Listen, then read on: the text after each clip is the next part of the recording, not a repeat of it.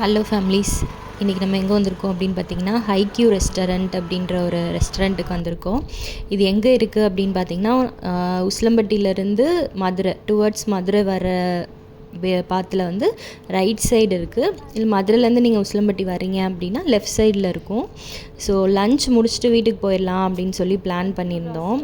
அதனால் வந்து பார்த்திங்க அப்படின்னா அங்கே வந்து ஒரு ப்ளைன் பிரியாணி, அப்புறம் பெப்பர் சிக்கன், அப்புறம் வந்து சப்பாத்தி ஆர்டர் பண்ணியிருந்தோம். ஸோ வந்து அந்த பெப்பர் சிக்கன் கிரேவியே வந்து சப்பாத்திக்கும் ஷேர் பண்ணிக்கலாம், பிரியாணிக்கும் ஷேர் பண்ணிக்கலாம் அப்படின்னு பிளான் பண்ணி வாங்கியிருந்தோம். ரொம்ப சூப்பராக இருந்துச்சு. ரொம்ப நாளுக்கு அப்புறம் ஊர் பக்கம் சாப்பாடு சாப்பிட்ட மாதிரி இருந்துச்சு.